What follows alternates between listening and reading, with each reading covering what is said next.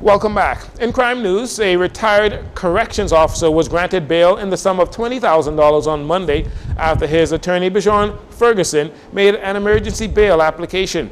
66-year-old Jeffrey Sherman was arraigned in the magistrate's court on Monday after he allegedly shot his 62-year-old girlfriend, Bridget Ingram, during a domestic dispute.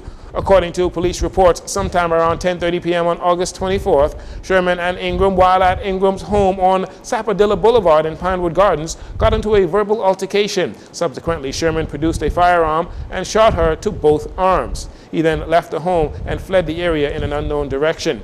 Ingram was transported to hospital via the emergency medical services. Sherman later sent out a 5-minute voice note on WhatsApp explaining why he shot Ingram and that he did not intend to go to jail, suggesting that he would rather commit suicide. When he appeared before Magistrate Raquel Wims, Sherman was charged with 2 counts of attempted murder, as during the ordeal, he also allegedly attempted to shoot Ingram's son. He was also charged with possession of a firearm with the intent to endanger life. Sherman was not required to enter a plea, and although the magistrate denied him bail, Justice Cheryl Grant Thompson granted bail in an emergency hearing. Sherman must now sign into the Carmichael Road Police Station before 6 p.m. 3 times a week, Monday, Wednesday, and Fridays. He will also be electronically monitored. He returns to court October 31st, when he will be served with a voluntary bill of indictment, which would fast-track his case to the Supreme Court as well. 2 males ages 34 and 32 years old, along with 2 females ages 37 and 25 years old of Pinedale 8 Mile Rock, Grand Bahama. They're in police custody after they were allegedly found in possession of an unlicensed firearm and ammunition on Wednesday. Police say that shortly after 6 a.m., officers attached to the Anti-Gang and Firearms Unit and a Rapid Response Unit as well, acting on intelligence, executed a search warrant on a home in Pinedale, and during that search, the firearm that contained ammunition was discovered, resulting in the arrests. Investigations continue. Business owners near Prince George Wharf who do not adhere to proper waste management practices could face punitive measures, including fines and potential imprisonment, according to Senator Randy Roll, who heads the Bay Street Revitalization Unit. In a letter sent to business owners on Tuesday, Roll said improper garbage collection has overarching implications for the well-being of Prince George Wharf and possesses a direct threat to the public. Mr. Roll said the concern is rooted in the observation that certain establishments have not been adhering to proper waste management practices, which can encourage the proliferation and habitation of rodents, insect pests, and other vermin, in addition to being a direct threat, like we said, to the health and safety of the public. The Downtown Revitalization Unit made recommendations to business owners, including ensuring proper garbage storage and timely garbage collection.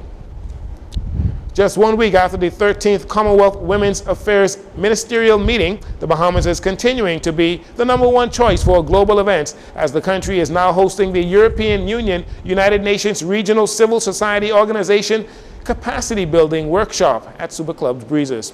The 2-day workshop will focus on gender-responsive institutions, changing social norms, gender stereotypes, and supporting autonomous women's movements. Planning and coordinating specialist with UN Women Multi-Country Office for the Caribbean, Akila Doris, says this is one of many of the United Nations capacity building interventions. So this 2-day training workshop is an initiative being held under the European Union United Nations funded Spotlight Initiative, a global program that started in 2017 and with an initial investment of 500 million euros, and the Caribbean region was able to benefit from 14 million euros. One of the program is implemented across 6 pillars. Key and critical tools and knowledge will be shared in the area of project management, particularly monitoring and evaluation, succession planning, resource mobilization, and of course One of the areas that a lot of civil society have shown interest in is accessing funds. And so we will also be addressing accessing UN Women grants that are currently available. The State Minister for Social Services and Urban Development, Lisa Ramming, was the keynote speaker at the opening. She emphasizes how important civil society is to democracy. I said, as I did then at the WAM, the Bahamas has a very, very strong civil society. I am grateful for it, notwithstanding, we don't always agree, but that is democracy, and I love it. And to see an event as this being put on, this is even more scarier for me because they'll become stronger.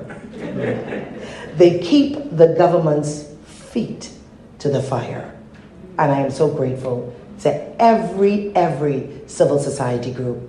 And of course, I commend UN Women for organizing this significant training workshop. I am convinced of its value to our civil society and non-government agencies as they work to improve the country through advocacy for human rights policies and programs to empower every Bahamian. Ms. Ramming says participants will gain knowledge to build a robust society, as no government can do it on its own. And finally, Embassy of the People's Republic of China recently donated music instruments to the Urban Renewal Commission at the Chinese Embassy. The Urban Renewal Marching Band has rescued many young boys and girls from the inner city and provides them with things positive while learning music and life skills. The band continues to grow in number and in popularity. Some of the instruments donated and seen here include trumpets, cornets, and saxophones. At the presentation was Chinese Ambassador Dai Ching Li and Minister of Social Services and Urban Development Obi Wilstrom, along with other Bahamian and Chinese officials. And that'll do it for your JCN Evening News. Once again, I'm Jcn Saunders. Thanks so much for joining us. This segment of the news has been brought to you by Sun Oil Limited.